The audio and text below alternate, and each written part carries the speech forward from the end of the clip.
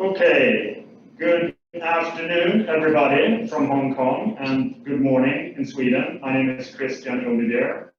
I'm the chairman of the Swedish Chamber of Commerce in Hong Kong, and I'm going to hand over in 30 seconds to Per Augustsson, the Consulate General of Sweden in Hong Kong. The order of events is that Per will provide some introductory remarks, and then he will be followed by Anna Jan from Business Sweden and Simone Rossi from Swedish Chamber, who will present the report. And after they have made their presentation, we'll have a Q&A session. So if you're online and if you have questions as we go along, feel free to enter those questions into the chat. And then at the end, we'll have an open Q&A for everyone online and here in the room. And I'll also add that the written report is being posted today on the Swedish Chamber website. And so after we're finished with this event, feel free to go and get your copy there. And you can also get the hard copy if you're very long. With that, I will hand over to Per Augustsson. Thank you very much, Christian. Thank you to all of you who are watching this, both you here in the room and all of you online. Thank you for participating and showing interest. We're very happy to be here together, Team Sweden. Team Sweden, as you know, is the Swedish Chamber of Commerce, Business Sweden, and the Consulate General. We work very closely together on promoting business and trade between Sweden and Hong Kong, and to share information about the Hong Kong market with companies and organizations in Sweden. Swedish companies, as you know, have a very strong presence in Hong Kong. They work in a number of different sectors. Many have been here for many years and contributed a lot to the development of Hong Kong. And many have also contributed to this survey. In fact, 58% of those who received it replied, which we think is a pretty good number. So we want to thank all of those companies that participated and responded. Their input, of course, is the substance of the survey, the substance of what we're going to talk about today. So Anna and Simona will shortly go through the findings area by area. I just want to first note a few broad points to begin with. First of all, a majority of the responding companies remain profitable. Most of them have a more positive economic outlook today than they did a year ago when we made the last survey, although not as positive as some years ago. We'll get back to that. Advantages and challenges when it comes to doing business in Hong Kong are similar, although not identical to those highlighted in last year's report.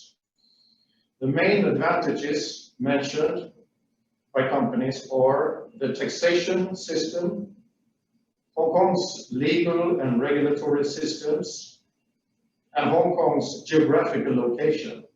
This is broadly speaking a picture that we saw in last year's survey as well. Personal safety ranks highest among favorable business conditions in Hong Kong. The main concerns or challenges that companies mention are not surprisingly the continued impact of COVID and the COVID-related restrictions, in particular travel restrictions. The high cost of rent and property is also mentioned, just like previous years, that comes back. And also political developments, including the implementation in Hong Kong of the national security law. More than half of the respondents think that political developments over the last 12 months have had a negative impact on the overall business climate in Hong Kong. The Swedish brand seems to contribute positively to most companies' business. That's a great thing to note. it's perceived to represent quality and sustainability. Finally, it's interesting to note that the whole area of environmental sustainability is viewed both as a challenge and an opportunity. There seems to be much to do here in terms of knowledge and awareness, but there are also opportunities for companies with experience and know-how when it comes to green solutions. So I'm sure, actually, that we will see continued important contributions from Swedish companies in this field, in the field of environmental sustainability in the coming years. So with those words, I want to leave the floor to Anna and Simona for some more detailed looks at the findings of this survey. Thank you very much. Thank you, Per. And Simona and I will walk you through the report, starting with the background, some information on the companies that participated, and then going on to economic outlook. How do the companies perceive the current economic situation and the climate in Hong Kong, including important topics such as political development and COVID-19 impacts. Following that, we'll give some insights into Hong Kong as a market, how Swedish companies succeed here, and how they act sustainably here. And we'll wrap this up with a Q&A session in the end. So if you're in the room here, please save your questions to the end. And if you're joining us online, please write your questions in the chat and we will collect them all together afterwards. And before we dive into the report in itself, I would like to highlight that the Business Climate Survey in Hong Kong has been conducted since 1997 by Swedish Chamber biannually. And it was last year the first time that we did this as a joint Team Sweden project with the three organizations together, where we have a standardized survey that we're now doing globally and can collect from 22 different markets across the world. And also that will be consolidated into a global business climate report that will be launched on September 1st. So keep an eye out for that one. And as for Hong Kong, the questions we asked the member companies were, half of them were part of the global survey, another half of them were part of Hong Kong's market-specific questions that are relevant to us here. So today we will go through some of the highlights of our results from Hong Kong. So looking at who were the ones who participated in our survey and the respondents represented in Business Climate Survey, it is Swedish companies of various size, sectors, and market presence. And they do mirror the diversity of Swedish companies that are present in Hong Kong. So starting with size, almost half of the respondents are small companies with less than 249 global employees. About 17% of them are medium-sized companies with between 250 to 1,000 global employees. And then 36% are large companies with more than 1,000 global employees, which will be the largest Swedish companies that most of us are aware of and their local subsidiaries here in Hong Kong. So we do see a broad representation of various sizes, startups, SMEs, as well as multinationals in our survey. Moving on to the sectors that they represent, 40% of the respondents say that they are in the professional services industry. 18% are consumer companies. 15% represent industrial companies, and the rest, 26%, are in other industries and sectors. And these figures actually also mirror that Hong Kong is a highly service-oriented economy with a relatively smaller share of industrial manufacturing companies than what you would see in other markets and regions. And then lastly, the presence in Hong Kong. Half of the respondents have 6 to 20 years of established presence in Hong Kong. 35% are considered more mature companies with more than 20 years of experience in Hong Kong. And the remaining 15% are newcomers with up to 5 years of presence in Hong Kong. So this really represents a diverse group of companies, and is also largely in line with the representation we had in last year's survey, which also gives us a good basis for comparison over the years now that we're diving into the results. Starting with the economic outlook. Looking at the business climate, a key question for us to monitor and to follow. The perceived business climate in Hong Kong this year is more positive than a year ago. However, not fully back to the pre-social unrest or pre-pandemic levels in 2018. So on the graph here, you see how the companies perceive the business climate from very poor on the left-hand side, neutral in the middle, to very good on the right-hand side.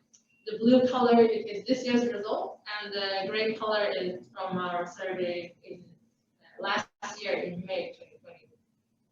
And we do see a swing towards more positive results this year. And looking at comparing over a longer time frame, we can look at the average business climate score. So for this year, if we take an average of the score, we arrive at 2.9, which is almost exactly a neutral business climate in Hong Kong, 2.9 out of 5. Last year, that was 2.6, so there's a slight uptick towards the positive side. However, looking a few more years back, 2018, that was the last report we did before 2020, the business climate score was at 3.5, so somewhere between neutral and good, and the year before that also within that range. Putting this into a more global context, actually, in this year's global business climate survey across the 22 markets, the global average is actually also exactly 2.9. So Hong Kong's scoring is in line with the global climate outlook right now. And then in previous really good markets, they usually score an average of somewhere between 3 and 4.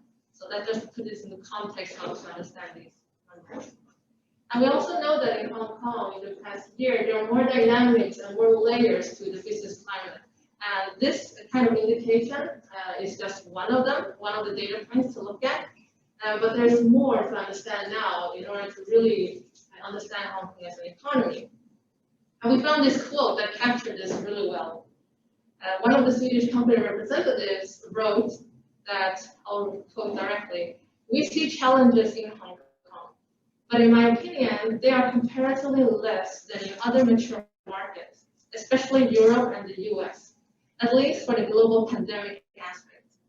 The political situation beyond pandemic remains a key question." I think this captures really well how to understand Hong Kong right now, not only as a market itself, but also in comparison with the rest of the world, other mature markets, especially when it comes to the pandemic, but also that the political situation here is a key question that we all need to understand better right now, how it impacts the companies, and what kind of implications and concerns the companies have for this going forward. So let's dive right into that, the political development. We asked specifically how the political developments in the past 12 months have impacted the business climate in Hong Kong. And when we say political development, we do include also the implementation of the national security law and other events. And overall, it is perceived to have a negative impact on the business climate. As you see here on the graph, actually over half, 53%, perceive the political development to have a negative or very negative impact on the business climate, whereas 19% are neutral and 11% perceive positive or very positive impact. These results are actually largely in line with when we asked the companies in August last year, right after the national security law was introduced, and that was in line with the results we see today. And the main concern areas that the companies have today is, first of all, that the political development jeopardizes Hong Kong's status as an international business sector. Second of all, it impacts freedom of speech. It impacts the independence of the judicial system, affects Hong Kong's status under the one country, two systems principle, and overall uncertainty regarding implementation of the national security law. So the overall sentiment that we see also when looking through the comments is that there is a continued wait and see approach among the companies, because that was the conclusion from last year's survey, and this is continued this year as well. In addition to contingency plans that companies now have in place in response to this uncertainty. Some examples are that companies mentioned they might move their Asian headquarters to another place in the region, depending on how the development continues, or that in the short and medium term they're not doing anything, but for the long term they're definitely watching the situation closely. So this remains an uncertainty among the companies here, and it's really important for everyone to really monitor the development, understand how it impacts their specific industry, or their clients, or the suppliers, and the global value chain. Another aspect that is very important for us to understand is also the COVID-19 and the measures and how they impacted the companies. So looking into that, we did ask the companies how they consider the government's COVID-19 measures, if they were adequate or not. And we do see that there were more companies that considered them as adequate than inadequate. And so on the results here, 46% perceived government's COVID-19 measures to have been adequate to some extent or to a great extent. Again, 19% were neutral to this statement, and about 25% considered them not quite adequate, or not adequate at all. And when we asked about what was missing, if they considered them inadequate, the top responses were that they were mainly too strict, or that they were lacking in dialogue with the business community. And we do know that these measures have impacted all companies in different ways, and it is primarily the travel-related measures that impacted companies the most. Actually, 81% of the respondents said that they were impacted by international travel restrictions.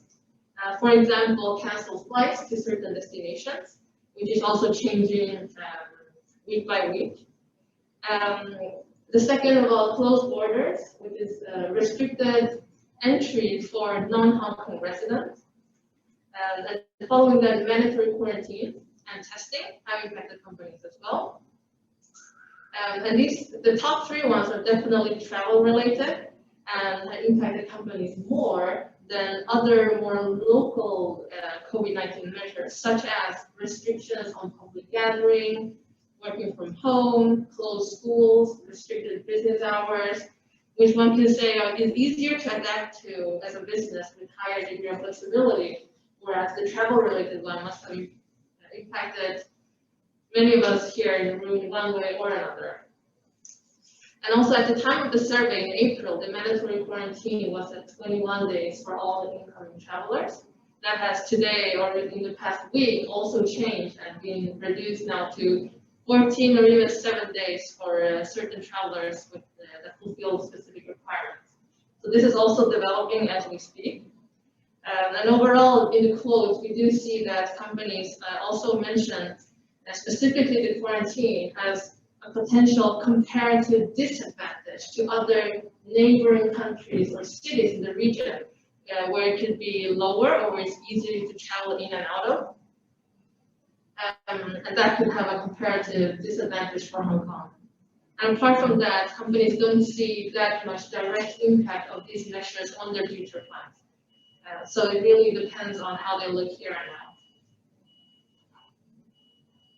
And then looking ahead, what do the companies expect and forecast for the future? We do see that they have a more positive outlook for business recovery today than when we asked them a year ago when the pandemic just hit. That is expected with increase in both turnover and on the investment side.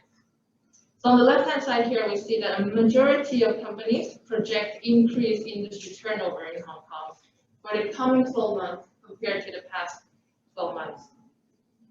And also that there is comparing this year and last year, there's about a 30 percentage points of respondents who perceive decreased turnover that have now shifted towards seeing a slight increase in their expected turnover this year. This is also largely in line with the Hong Kong's economy expected to return back to growth this year, according to government forecasts, somewhere between 3.5 to 5.5% GDP growth in this year, which will then end the recession that started in 2019. On the investment side, a majority of companies project unchanged or increased investment plans in Hong Kong.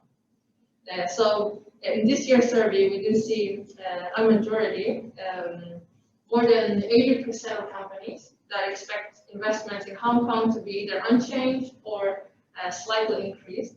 There's a relatively smaller share of companies this year that will significantly or slightly reduce their investments in Hong Kong.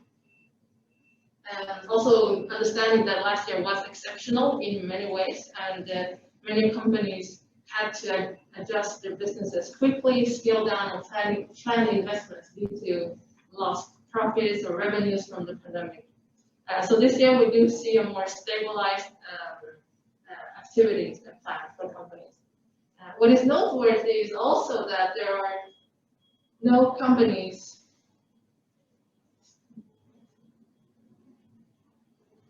noteworthy is also that no companies are expecting to leave the market this year, which says that, well, there are definitely good reasons to stay, and Simona will walk us through those reasons. Yes. I will see first.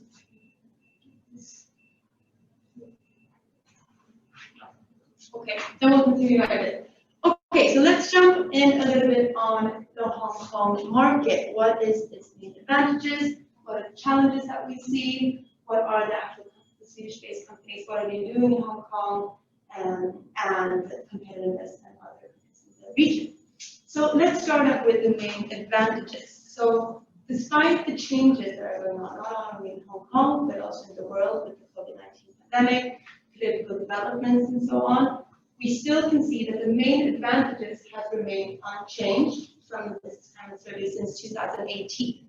So what we can see is the main advantages in Hong Kong are that, first of all, the taxation system, followed by the legal and regulatory system, and third, the geographical location. And these three main advantages could be seen as the reason why Hong Kong is a popular choice for regional headquarters to carry out business in the APAC region. And looking at the other side of the coin and seeing the main challenges, here we can see that the changes that is happening with the COVID-19 pandemic impacts and restrictions, as well as political developments, are quite recent in the list and has not been a part of it before and previous business climate surveys. So we have on top as the main challenge the COVID-19 impacts and restrictions, followed by high cost of rent, which, however, has been a main challenge for several years and has still been a main challenge for many business climate surveys in the past, and it's a big challenge for companies. And then on third place, we have political developments. Also, something that has gained a lot of spotlight in the global political landscape is the US-China trade conflict, and it's something that we wanted to ask Swedish-based companies in Hong Kong what perceived impact this might have. And the general sentiment is that this will have no direct impact or limited negative direct impact, but it's not seen as a main challenge. So, since Hong Kong is seen as an international business hub, we want to dive in.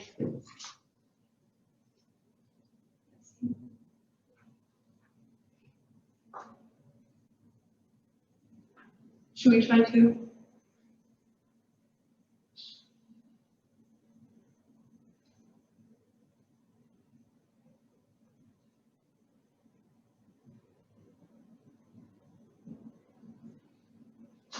Let's try. Here we go. Okay, done. Let's continue. Yes. So how we see Hong Kong relative to other regions and countries in the area.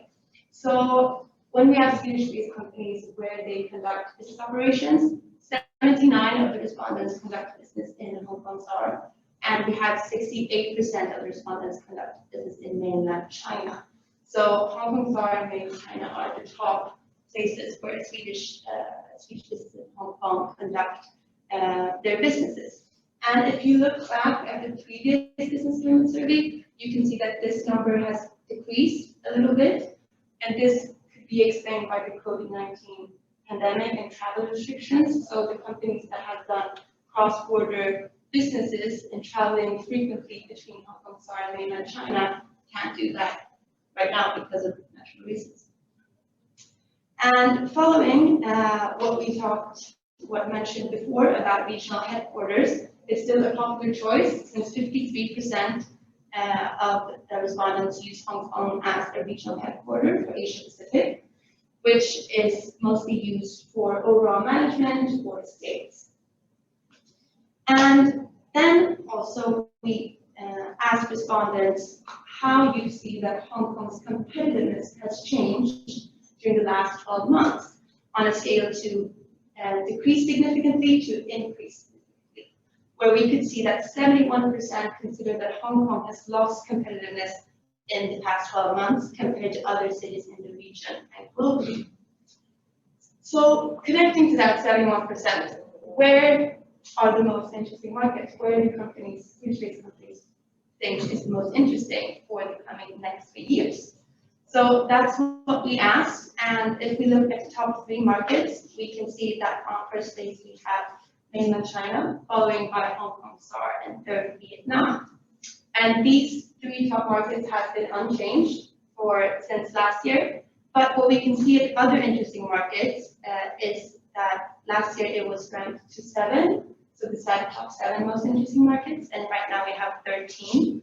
So what we can see here is that in terms of how interesting the market is, Thailand has increased in interest, while Taiwan has lost. So that is something we can see later.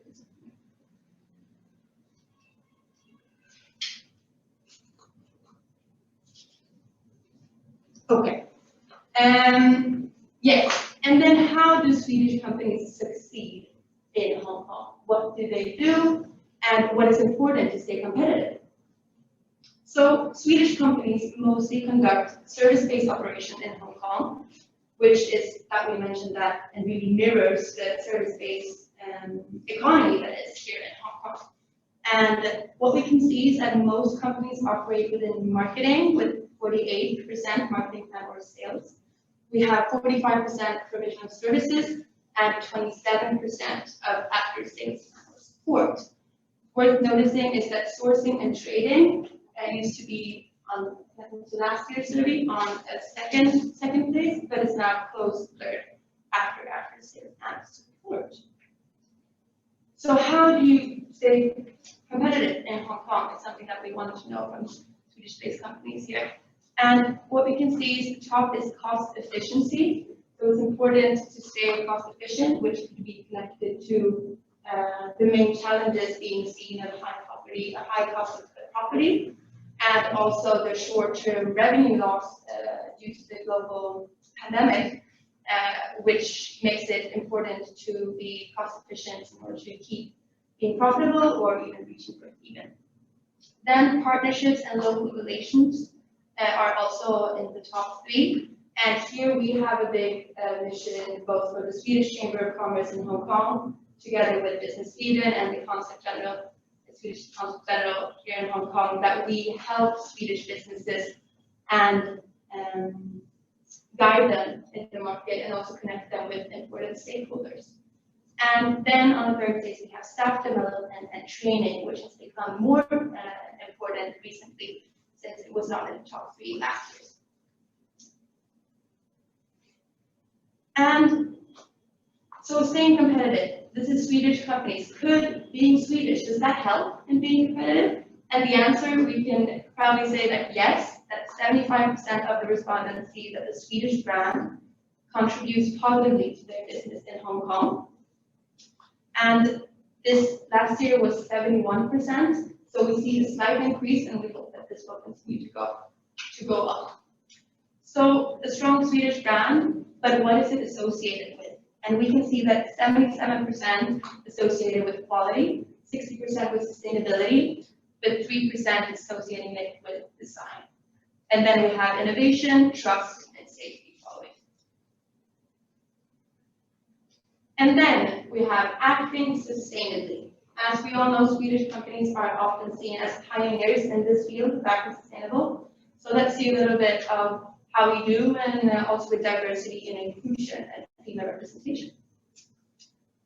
Also, corruption is something that has a relatively small impact on businesses in Hong Kong when asked. And you can also see that this is largely in line with last year's surveys, and the blue representing April 2021 and the gray representing May 2020. So this is something that has not changed a lot. And continuing on human rights and labor rights violation. And also here we can see quite similar to, or very similar to last year's survey, where we have 71% very small or small, 10% at neutral, and 30% at high or very high. However, something worth noticing is that these issues are commonly encountered when working with manufacturing and low-skilled labor. And this is something that we could see when looking at the operations, that only 8% of the respondents work with manufacturing, so this could also be a reason why this is low.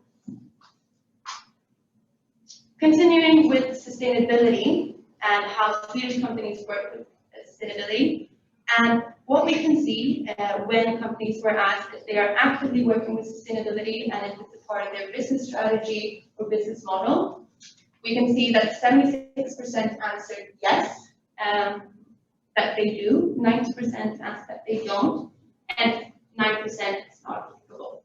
But however, of the 76% that do work with sustainability practically in their business model or strategy, can see that it has 76% see that it has has an impact on sustainability, where you can also see that 53 actually has a high or medium impact on their profitability, and which makes it clear that we walk their talk and we act on these questions of sustainability is a hygiene factor for Swedish companies, and it's also really being something that is connected to their profitability. Then on female representation and gender balanced leadership, when companies were asked if they how big of a percentage are in leadership positions are represented by women, 40%, so 2 in 5 companies have a gender balanced leadership, which means that 50% or more are in a board, management or director level. However, worth noticing is that almost all of these respondents were small companies with less than 49 employees locally. So this puts even a little bit more pressure on the larger corporations who were more of the female representation. So we hope that we will see more of that in the future. And then wrapping up with diversity and inclusion, Swedish companies continue to strive for this, and more than half of the companies have a proactive diversity and inclusion policy. So the share that we can see that actually has a proactive diversity and inclusion policy are 53%, and 29 don't, and 18 is not applicable. And this is a new question, so we can't tell if this has increased or decreased, but we really hope that this is something that Swedish companies are going to continue doing. And with that said, that is the key points of the report. So I'm going to hand over to Christian to moderate some Q&A. Thank you, Simona, and thank you, Anna, for that presentation. Very helpful, and I'll also echo what Per said earlier, a big thank you to the members who contributed. The survey is very important for the Chamber and for Team Sweden. Speaking for the Chamber, it sort of helps us set an agenda, helps us understand what the concerns are of our members, and it helps us determine if there are things that we need to talk with our different speaking partners, be it the Swedish government, be it the Hong Kong government. And the idea is, of course, that it should also help the companies, the members, the current members of the Swedish Chamber here in Hong Kong, Swedish members overseas, and any company over in Sweden who's evaluating the Hong Kong market. So we're really hopeful that the survey will do that job, and this event today is part of our effort to deliver that. So with that, we'll open up for questions. I'll start with one of my own questions, which is, I think you did point to, if companies are leaving, but just to sort of put it out there, is there a trend of Swedish companies leaving Hong Kong? Are there any signs that we'll see fewer Swedish companies here going forward? And also in terms of Swedish people, the Swedish community, do we know anything what's going on there? Or are families moving away from Hong Kong? Is there anything we can say about that? I can start with the company side. For the company side, we do have different sources of numbers to reference from when looking at how many Swedish companies are present in Hong Kong. One is through the SCB, so the Swedish Statistics Agency, who compile this number of Swedish subsidiaries abroad. And according to their numbers, about 180 to 200 Swedish companies are based in Hong Kong. And then the latest number we have from them is from 2018. And then on the other side, we can look at the Swedish Chamber in Hong Kong, their membership base, and the numbers developing on their side. However, their numbers do also include entrepreneurs, local companies that have Swedish interests or connections to Sweden. And overall, this year's survey, we did send to more than 100 companies with a higher response rate than last year, seeing that we wanted to keep the survey and the representation as relevant as possible. We didn't see among our numbers that there was a significant difference in the kind of companies that are represented. However, difficult to say whether there is companies actually leaving. We have anecdotal evidence of companies we might know of that might have left, or even people that we know of who could have left in the past year. Difficult to say whether that is a direct impact of the event here, or whether that is part of a broader decision that has been ongoing, and this is one of the key factors that have pushed them over to make the decision. Thanks, Anna. And I think we'll know a lot more, assuming that the COVID situation normalizes over the next year. I think it'll be easier to make a call next year to say, okay, this, the Swedish presence has or has not changed as a result of what's been going on. And I'll just add my own anecdotal observations that very few, if any, companies that I've come across have indicated that they are anywhere close to making the decision to leave Hong Kong. And I think it just has to be remembered that strengths of Hong Kong really are very, very strong. When it comes to the things that our members highlighted, the rule of law, the tax system, regulation, it's very, very difficult for other business centers in the region to get close. That is reality, and that is something that has served Hong Kong for many, many years, and that most likely will continue to serve Hong Kong well.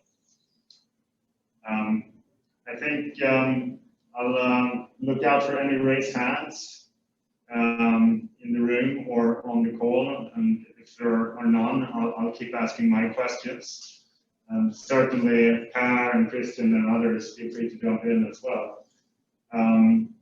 But COVID obviously I think does deserve discussion, and it seems like our members are giving Hong Kong a pretty good grade.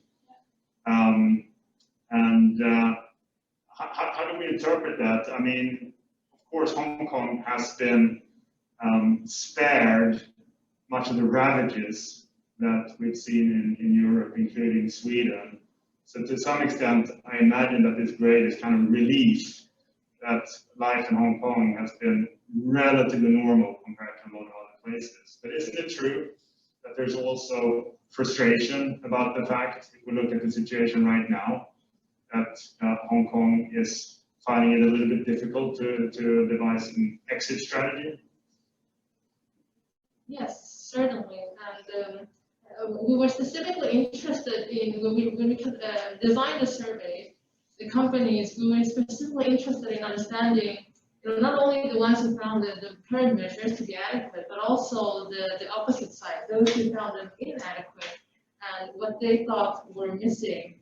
As I mentioned, the primary reason that was highlighted was definitely that they thought they were too strict, one can say, and it's definitely a government strategy that we've seen across the Asian countries and Asian governments having a very strict strategy when it comes to containment of the virus itself and the spread. And the other was that lacking in dialogue with the business community. As we've seen, there were many of these policies and rules that have been introduced with very short notice and also been changed overnight. And this is very difficult for companies navigating in such an environment to have to change their plans with a very short notice. So those are the primary ones that companies are facing. Not to forget that on the other hand, there are companies who also think that the government measures in Hong Kong were not strict enough. About 10–11% were also saying that. So this is a mixed board. A lot of companies have the different opinions, and people have been affected in different ways. It also depends a lot on their business, their presence, the kind of operations that they're conducting, and the overall impact on the financials as well. Also, I'll come back to that a bit, but also that Anna mentioned before, that when the survey was conducted, it was also 21 days in the mandatory quarantine. So even though it's still quarantine, we see all these updated that it's getting to maybe 7 days, so we have 14 if you're vaccinated. So it's also important to have that in the back of our head. That was in April when it was 21 days mandatory. Yeah. Since it's the travel-related restrictions that are the most. Yeah. And vaccination is also a big topic right now. That was not introduced yet in April when we sent out the survey, but it's been picking up in the past few months, and the government here is very actively pushing more and more people to get vaccinated as much as possible. And we also see now private companies, privately owned companies and listed companies giving out different incentives to the population here in order to boost that vaccination rate towards reaching some sort of herd immunity. So there's definitely incentives from different actors in the community, and that's positive to see that everyone is trying their best with what they can do. Yeah, and again, just observing from the chamber, I think yes, there has been frustration along the way from the business community, even though I think it is true that we do give the government a high mark for the overall management, the safety we've been able to enjoy. But there's also been frustration, at least at times, that the restrictions have been a little bit too tough. And I think to the government's credit, they are listening. And some of us might have wished that they'd sort of be a little bit more proactive. But then again, if you look around the world, nobody has got it all right all the time. So, hey, Lynn. Yes, I was wondering, you are looking at the companies here right now. What about the inflow and the indications of companies interested to come to Hong Kong, not only already? So shall I repeat that just for everyone's benefit, who's online as well? So do we know anything about the inflow of companies? I guess at the chamber we have some information. Yes. So speaking from the chamber perspective, we actually have a lot of overseas members coming in and having a big interest in wanting to be introduced and connected and want to know more about opportunities that are here in Hong Kong. And we can really just, looking at Christian and Jennifer, we can really say that there has been a lot of overseas that really want to get to know more about Hong Kong and are very interested. So I would definitely say that there are a lot of companies that are looking into the market and wanting to get to know more. But the reason I ask, I see the same thing from the Nordic Innovation House perspective from the other Nordic countries. I can see also that it's buzzing, the buzz in Hong Kong is back. I can see a little bit more interest asking about Hong Kong. Yeah. So that adding on 4 more countries, same thing here. I feel that there's people, they want to know more. And if there are more that the flight restrictions, the pandemic, you cannot go, you cannot come here. Yeah. Yeah. It's one of the problems right now. Yeah. But it's no one's fault. It is just this. And that is also the view from a Business Sweden point of view. We help companies to expand here and establish presence in Hong Kong.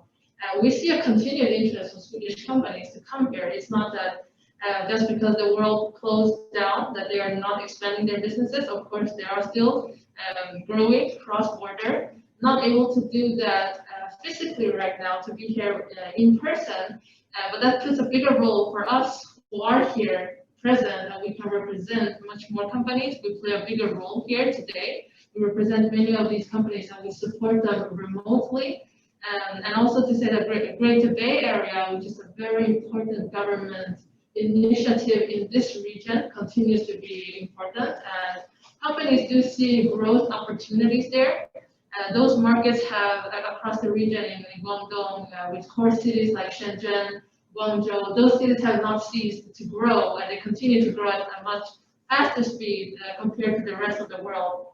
And this is very clear for the companies as well in those relevant industries. So they are continuing to reach out to us to understand how can they tap into these opportunities while being not physically present. Is there anything we can do for them remotely? Because the market is not stopping and the market is not sleeping. Yeah. We have one question from the online audience. It's from Jochen Cliff, who's former Hong Kong resident and a former Swedish Chamber member. And he's asking a question about methodology. Did you liaise with other chambers to see how they view Hong Kong in 2021? I guess it's more about not really our survey, but what we see and hear from other chambers. Are they getting similar results? And I'm not sure if we've seen other chambers publish surveys recently. They're currently being published as we speak right now in this during this month and in the next few months. As I mentioned in the beginning, there is a globally consolidated result that will be available on September 1st, and that one will definitely have representation from both Hong Kong and from other chambers in the region, in Asia, including mainland China, Vietnam, and other very interesting key markets. Specifically, mainland China is the one that I have looked into, and they don't ask about Hong Kong in specific, although we would have wished that they would look more towards us here.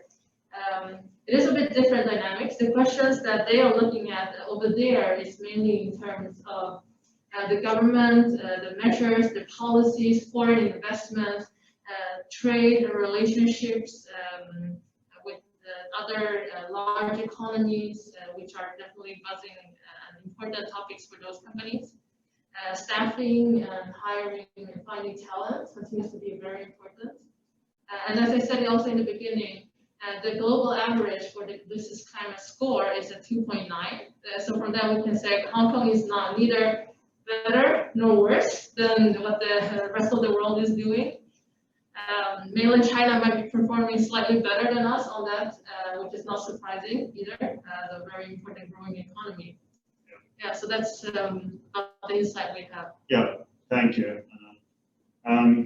We have a few more minutes for final questions. Maybe not a question, but reflection. We have discussed about companies potentially leaving Hong Kong. We've said actually we don't see many. I think another topic is where the companies as such will probably stay. Some key employees, key talents might go. In my case, it's a small team, maybe not representative, but like I would say 10% of the staff has decided to leave for different reasons. One of them being, of course, linked with the political situation. I'm wondering if this is something we've seen and how the business community is looking at it. Because in my view, it's the company will stay, but some key talents, and it could be the most educated, the most experienced, because they are the one with the best opportunities abroad. So Yeah, in my view, that's something to watch out. yeah. I would agree in that, about that. I don't think we asked that specific question about sort of brain drain, but maybe it's actually reflected in sort of concerns about the political situation. Simona? Yeah, it's about the training that we can see at how to stay competitive. That training and staff development hasn't really been in the top, and now it actually has jumped up to top 3. So that could also be something that is increasing. And right now, it's important, just as you're saying, like there are talent that are moving abroad, that are moving away, and we can see that this is in here. It's getting more important to keep this, and also to keeping that up with the staff, and also keeping the talent. Among the top challenges, we highlighted the top 3 ones, but actually on number 6 is 7 is related to labor. 6 and 7 comes with high labor costs or retaining or attracting skilled labor. So it is among the most concerning challenges for companies here, definitely. And whether there is a direct impact of the political development and the national security law, we cannot say. Last year, when we asked about the main concern areas of the national security law, retaining talent shortage, of people leaving the city was among the top concern areas. However, this year it is not. So there is definitely different views on it, but I do agree that it is a key question for companies right now, not only in Hong Kong, but in all the global markets who have a large share of international talent.